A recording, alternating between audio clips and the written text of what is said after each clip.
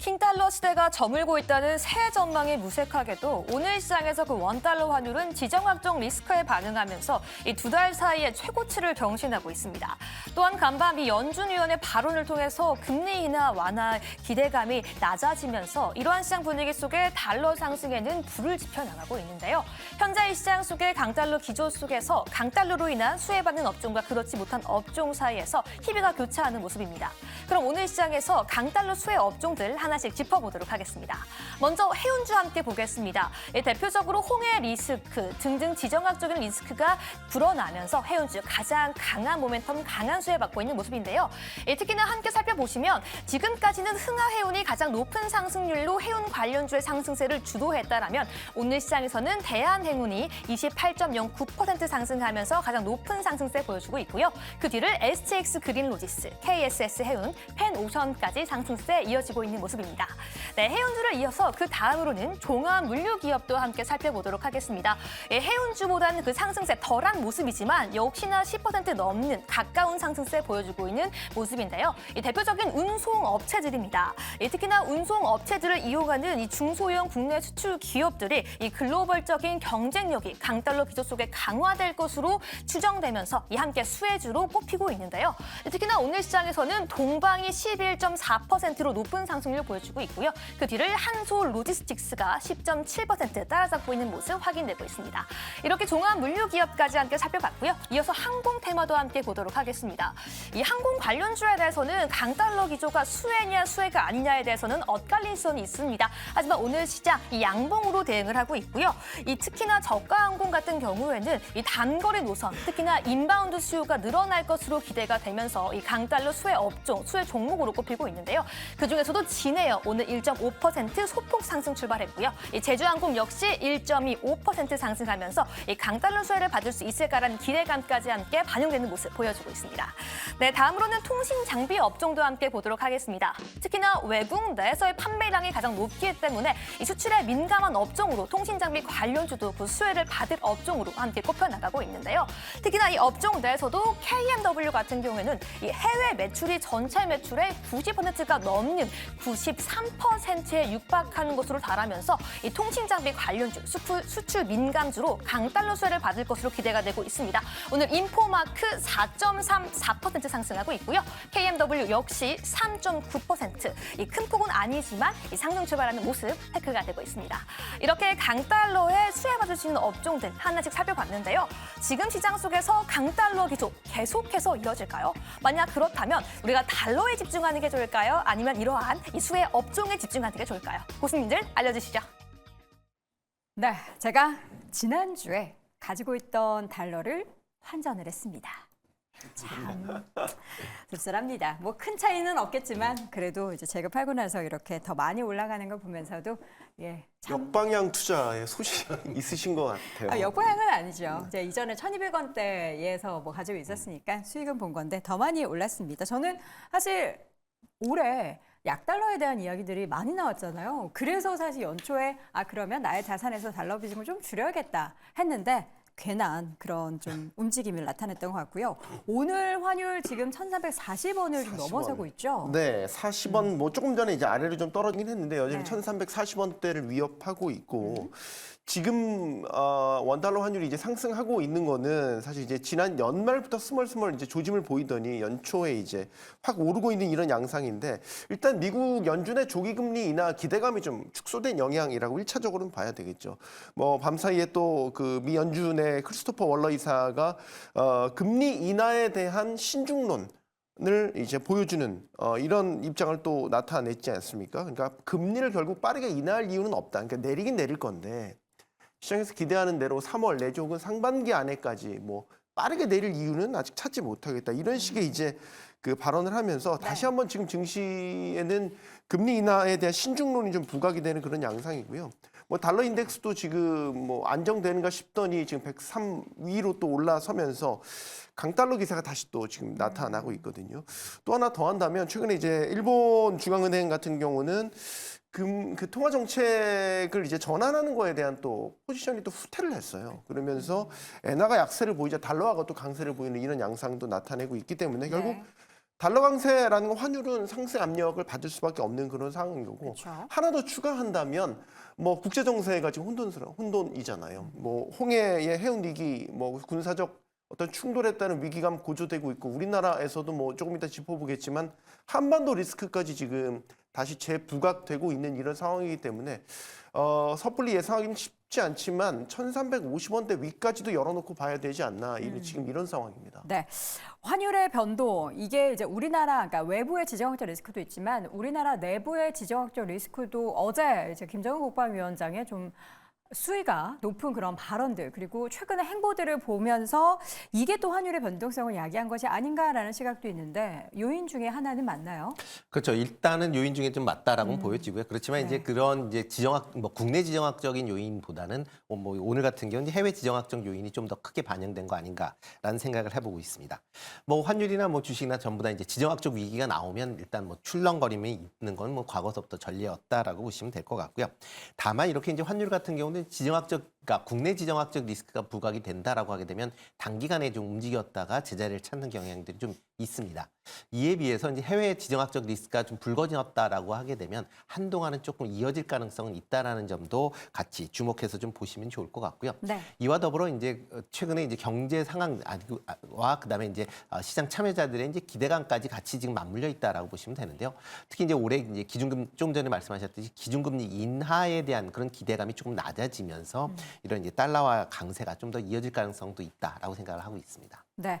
자, 그런데 우리가 이제 환율이 오른다고 해서 사실 마냥 좀 부담스러워할 필요는 없습니다. 그에 따른 수혜주와 또 피해주가 있기는 한데 먼저 환율이 이렇게 강달러가 나타나면은 수혜를 보는 섹터들을 좀 정리를 해보도록 하겠습니다. 오늘 대표적인 업종들 좀 움직임이 긍정적으로 나타나고는 있죠. 네, 일단 뭐 해운 관련주, 운송 관련주, 항공 관련주, 항공 쪽 같은 경우는 사실 고환율에 대한 피해를 받을 수도 있는 부분이라서 항공주는 저는 좀 빼고 싶고요. 뭐 통신 장비도 있고 또 자동차 이쪽을 이제 변동성을 많이 키울 수 있다라고 보고 있는데 지금 조선주나 해운주 같은 경우도 선박 대금을 달러로 결제를 하거나 해운주 같은 경우도 운임을 달러로 결제를 하는 부분이기 때문에 환율이 올라간다라고 한다면 수혜를 받을 수 있다라고 보고 있습니다. 다만 지금 해운 관련주들 같은 경우는 사실상 중동의 그런 지정학적 리스크로 인해서 변동성이 좀 더 커지고 있다라고 보고 있는 부분이기 때문에 어떻게 보면 좀 테마성으로 접근할 필요가 있다라는 말씀을 드려보고요. 그리고 이제 환율이 올라간다라고 해서 실질적으로 수혜를 받을 수 있는 것은 전 그래도 자동차 쪽이라고 생각을 하고 있습니다. 네. 물론 오늘 주가 흐름은 좋지 않게 나오고 있지만 전 작년에 이제 우리나라 현대차와 기아차가 매출이 잘 나오고 판매가 많이 나왔었던 부분 같은 경우도 환율이 많이 올라왔었기 때문에 가능하다라고 생각을 하고 있습니다. 우리가 통상적으로 환율 같은 경우는 1,200원, 1,100원대에서 머물러 있었던 상황에서 작년엔 이제 1,300원대로 많이 올라왔었던 부분이죠. 그런 부분들을 따져봤을 때 외국인 입장에서는 우리나라 현대와 기아차가 차 가격이 저렴해졌다라는 생각이 들 수밖에 없었다라는 부분이죠. 그렇기 때문에 환율이 올라간다라고 한다면 저는 자동차 쪽을 보셔야 된다라는 말씀을 좀 드려보고 싶습니다. 네. 자동차 이야기를 했는데 앞서서 항공 잠깐 언급해 주셔서 우리가 좀 짚어볼 필요가 있을 것 같습니다. 보통 강달러의 항공주는 사실 악재로 받아들이는데 지금 여기서 보면은 약간 또 뭐 저비용 항공과 그러니까 FSC와 LCC가 조금 다른 경향이 있다라고 하는데 그게 어떤 차이가 있는 거죠? 지금 항공 같은 경우에는 우리가 뭐 달러에 대해서 이야기를 하고 있는데 달러도 중요하지만 더 중요한 거는 유가라고 보실 수 있을 것 같습니다. 어찌 보면 강달러가 되면서 유가가 올라가는 그런 케이스가 많이 발견이 되는데 지금은 유가는 바닥을 좀 기고 있는 그런 모습을 보이고 있거든요. 이런 부분에 있어서 그러는 최근에 대한항공과 아시아나 합병 이슈 이런 게 있다 보니까 그 부분에 있어가지고 테마성 움직임을 보인다라고 보셔야 될 것 같고 지금 우리가 이제 투자할 만한 기업이라고 하는 기업들은 다 밀리고 있습니다. 그래서 오늘은 오르는 부분에 있어서 큰 의미를 둘 장이 아니다. 이렇게 좀 말씀을 좀 드리고 싶습니다. 네, 여기에 단기적인 움직임에 크게 영향을 받지 말자라는 그런 말씀이시고요. 지금 해운주 같은 경우에는 앞서서 뭐 다양한 이슈들로 들썩였는데 여기에 또 강달러까지 함께 좀 가세를 한 그런 모습이 나타나고 있습니다. 지금 보면은 해운주만 온 시장에 뭔가 악재든 호재든 다 받아내고 있는 그런 상황인 것 같아서 근데 또 이게 또 투자하기가 참 어려운 그런 종목이잖아요. 워낙 급등해서. 그죠. 어떻게 지금 이제 해야 돼요? 해운주 같은 경우는 변동성이 굉장히 크게 나오고 있습니다. 네. 저희가 이제 월요일 날 이야기할 때도 흥하해운 같은 종목들을 이야기하면서 흥하해운 같은 경우는 이제 대주주의 지분율이 85%가 넘어가기 때문에 뭐 유동 물량이 적기 때문에 좀 테마성 변동성이 좀 더 커질 수 있다. 네. 이런 말씀을 드렸고요. 관련돼서 이제 종목군들이 지금도 변동성을 보이고 있는데 저 같은 경우도 이제 월요일 날 물류 관련돼서 이 한솔 로지스틱스라는 기업을 좀 보셔야 됩니다라는 말씀을 드렸었는데 전반적으로 이제 중동의 지정학적 리스크와 관련되어 있는 종목군들이 변동성을 키운다라고 보시면 될 것 같습니다. 그래서 관련돼서는 이제 해운 쪽 그리고 유가 관련되어 있는 기업들 그리고 좀 시간이 지나면 이 곡물과 관련되어 있는 기업들까지도 변동성을 키울 가능성이 높다라고 보고 있습니다. 그리고 방산주들 같은 경우도 실질적으로 실적이 나오고 규모가 좀 있는 한화 시스템이라든지 이런 기업들보다는 테마성이 굉장히 강했었던 빅텍이라든지 스페코 같은 기업들이 변동성을 키우고 있습니다. 그렇기 때문에 지금 이제 이런 중동의 지정학적 리스크가 우리 시장을 굉장히 크게 변동성을 키우고 있다라고 보고 있는 부분이고 이런 부분들에 더해서 이제 달러 강세라든지 이런 부분들까지 시장에 영향을 주면서 시장을 크게 이끌어 나갈 만한 반도체라든지 2차 전지가 전반적으로 힘을 좀 잃는 과정에서 테마성 종목군들이 형성되고 있는 것이 아닌가 네. 이렇게 생각을 하고 있습니다. 자, 근데 해운주 같은 경우에도 또 말씀을 드릴 만한 포인트가 네. 현대글로비스라든지 LX 인터내셔널 이런 기업들은 실적이 나오고 배당이 존재하는 기업입니다. 근데 이런 기업들은 오히려 지금 현대그룹스. 빠지고 있거든요. 그러니까 지금 제가 말씀드릴 수 있는 거는 지금은 말 그대로 우리나라를 집어 던지고 있는 어찌 보면은 신흥국을 집어 던지고 있는 그리고는 지난 간밤에 나왔던 크리스토퍼 월러 이사의 발언에서 금리 인하 이제 천천히 해야 되지 않겠냐. 우리가 과거처럼 금리 인하가 한번 시작되면은 매번 혹은 한 번씩 건너뛰면서 계속 금리 인하하는 그런 빠른 방향이 아닌 좀 천천히 금리 인하를 해도 될 것이다. 우리는 그런 방향을 그리고 있다. 요 얘기에 의해 가지고 지금 지정학적 위기에 작년 연말에 많이 올랐던 부분에 여러 가지 부담감이 다 복합적으로 작용을 하면서 달러 강세까지 이제 겹치면서 거기다가 지금 한국 같은 경우에는 이제 코리아셀에 일본을 좀 매수하는 이런 콜도 어제 또 미국에서 나왔거든요. 이게 중국에 대한 공매도가 미국에서 가장 이제 많은 매매를 차지하고 있다. 네. 그러니까 중국이 빠지면 우리나라도 같이 떨어집니다. 그런 부분에서 그 다음 혹은 중국 숏에 대해서 그와 비슷한 비중으로 어떤 매매가 발생하고 있냐? 재팬롱이 지금 들어오고 있습니다. 그러다 보니까 이런 부분에 있어가지고 지금은 일본은 계속 신고가를 쓰고 있고 일본은 계속 좋은 모습을 보입니다. 하지만 한국 같은 경우에는 우량주고 뭐고 그런 게 없이 그냥 매크로적으로 매도가 발생하고 있다. 이렇게 보셔야 되기 때문에 네. 이미 저는 뭐 오늘 뭐 작가님한테 말씀을 드렸고 이미 제가 말씀드렸는데 저는 12월에 팔았고요. 저는 설에 산다라고 말씀드렸어요 이미. 설은 음력설을 말씀하시는 거겠죠? 네. 곧 돌아오네요. 그러면. 네, 그렇기 때문에 네. 이미 아직은 뭐 분할 매수를 할 만한 그런 시기이긴 하겠으나 우리가 연말에 너무 과매수됐다는 부분도 분명히 존재했고요. 어제 채권 시장 흔들리면서 나스닥이 바로 박살났던 부분도 여전히 과매수가 부담스러운 상황이고요. 숫자를 확인해야 되는 상황이고 2월 초 되면은 채권 관련된 이슈도 또 나올 겁니다. 그러다 보니까 지금 뭐 여러 가지 불확실성이 산재되어 있는 지금 이 상황에서 빠진다라고 저가 매수를 쉽게 들어가기도 어려운 부분이고 네. 그러니까 지금은 오히려 현금 비중을 조절을 하시면서 조금은 차분하게 보셔도 늦지 않는 장이다. 올해는 또 대선이 핵심이기 때문에 네. 대선 관련된 이슈가 나올 때마다 계속 이런 일이 반복될 것이다. 그러니까 올해는 좀 큰맘 먹고 좀 대응을 하셨으면 좋겠다라고 말씀을 드리고 네. 싶습니다. 여러 시장 상황 속에서 전략을 또 함께 이야기해 주셨는데 다시 이제 강달러 얘기로 넘어오자면 앞서서 통신 장비주가 강달러의 수혜주다라는 이야기가 나왔습니다. 이 통신 장비주 같은 경우에는 뭐 해외 비중 때문에 강달러 수혜주라고 이야기하는 걸까요? 임순재 교수님? 네, 일단 뭐 해외 뭐 비중이 많다라는 거기 때문에 뭐 달러가 뭐 강세를 띈다. 그러면 이제 원화가 약세다라고 하게 되면 수출 기업들의 이제 채산성이 좋아진다라는 관점에서 본다라고 보는데요. 통신 장비 같은 경우 좀 그렇게 보기에는 조금 제한적일 가능성 좀 있다라고 보셔야 될 것 같습니다. 네. 특히 이제 통신 장비주가 이제 움직이려면 이제 5G에 대한 그런 장비 그러니까 수주가 증가해야 되는 그런 모습인데 국내에서는 지금 뭐 5G에 대한 투자가 뭐 상당 부분 지금 위축이 되어 있는 그런 상황이고요. 해외 같은 경우도 지금 국내 뭐 삼성전자가 뭐 해외에서 수주를 해야만 같이 쫓아가는 그런 이제 형상들이 좀 많이 있습니다. 그래서 지금 추가적인 발주가 없는 상황에서 단순히 뭐 최근에 이제 6G에 대한 기대감으로 올랐지만 6G 같은 경우도 언제 실시될지 모릅니다. 뭐 지금 얘기는 뭐 2028년 이후이기 때문에 그 이후에 매출이 발생하는 거에 대해서 지금도 너무 과민하게 반응한 거 아니냐라는 생각을 해보고 있고요. 뭐 일단 지금 상황에서는 통신주 같은 경우도 뭐 단기 테마성 움직임으로 끝난 걸로 보시는 게 더 맞지 않을까 싶습니다. 네. 자, 그러면 상반기 하반기에 이 강달러 기조가 계속해서 이어진다라고 한다면, 그리고 그것도 궁금해요. 강달러 기조는 추가적으로 계속 이어지는 상황이 연출될까요? 일단 뭐 지금 그러니까 뭐 미국에서 기준금리를 안 낮춘다라고 하게 되면 현재 수준에서 뭐 유지될 가능성이 있다. 그러니까 박스권으로 움직일 네. 가능성은 좀 있다라고 생각이 되고 있고요.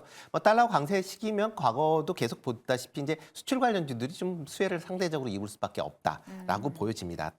특히 이제 해외 매출 비중이 많아진다라고 하게 되면 이런 이제 강달러에 따른 이제 환차익 같은 부분도 이제 같이 기대해 볼 수 있다라고 보시면 될 것 같고요. 뭐 관련해서 조금 전에 뭐 다른 교수님이 얘기했듯이 뭐 자동차 조선 여전히 관심 있게 좀 보셔도 되지 않을까라는 생각이 들고 있습니다. 특히 뭐 현대차 같은 경우는 미국 내에서 지금 전기차 판매가 좀 전체적으로 주춤거리고 있다라고는 하지만 전기차 대신 하이브리드 차량의 판매가 증가하고 있는 그런 상황이고요. 네. 뭐 하이브리드 차량으로는 글로벌에서 뭐 제일 잘 만든 게 이제 도요타인데 도요타와 거의 비슷한 수준의 기술력을 갖고 있기 때문에 하이브리드의 판매량이 증가한다라고 하게 되면 네. 미국 시장 내에서의 수출 판매 증가세도 좀 더 이어질 수 있고요. 또 하나가 이제 미국 내의 의류나 화장품 OEM 업체도 여전히 좀 관심 있게 보시면 어떨까 싶습니다. 지금 이제 시장에서 가장 달러 강세의 수혜를 받고 있는 섹터들 중에서 좀 긍정적으로 보시는 섹터가 겹치는 부분이 자동차 관련해서 이야기를 했는데 테이버고스도 같은 생각일까요? 일단은 자동차 같은 경우에는 달러도 보셔야 되는데 엔화도 보셔야 됩니다. 이제 그런 부분에서 엔화랑 원화 같은 경우에는 계속해서 평행선을 달리고 있다. 그리고는 뭐 고금리의 경기 침체라는 이슈 때문에 자동차는 저는 개인적으로 조금은 물음표다라고 말씀을 드리고 싶고 조선 같은 경우에는 앞서도 말씀을 해주셨지만 달러로 결제를 받습니다. 그래서 그런 부분에서 우리가 핵심이라고 보셔야 될 것 같고요. 그리고는 지금 강달러라고 했을 때 어떤 섹터가 수혜냐 그러면은 대한민국은 전체가 다 수혜를 본다라고 말씀을 드리도록 그렇죠. 하겠습니다. 우리나라 수출 국가니까요. 왜냐 그러면은 우리나라 사람한테 월급 주면서 제품을 만들고요. 그거를 해외에 팔아서 달러를 받아옵니다. 네. 그러면은 지금 달러가 강하다라는 거는 달러를 원화로 환전하면은 돈이 많이 남는다라는 거고 그 부분에서 월급 주고 남는 돈은 다시 어찌 보면은 이제 기업들의 이익으로 남는다라고 보실 수 있죠. 물론 여기서 원자재도 달러로 사오지 않냐 이런 부분도 있을 수 있는데 그쵸. 전반적으로 강달러라 그러면은 국내 제조 해외 판매 기업들이 실적이 좋아진다. 그렇기 때문에 지금 우리가 수출이 늘어나는 그런 기업들 모두 다 좋아진다라고 보실 수 있을 것 같습니다. 네, 참 이 달러 관련해서 이야기할 부분들이 너무나 많습니다. 말씀해 주셨던 것처럼 원자재 같은 경우에는 이제 화학업종, 뭐 유류 관련해서 그 원료를 유류를 우리가 사올 때도 달러로 돈을 내야 되기 때문에 그쪽 기업들한테는 또 악재가 되면서 비용 부담을 가질 수가 있겠죠. 자, 여러분 제가 달러를 팔았고요. 강달러 기조는 당분간 더 이어진다고 하니까 관련 업종 잘 체크해 보시기 바랍니다. 한 줄평 다시 한번 확인해 보시죠.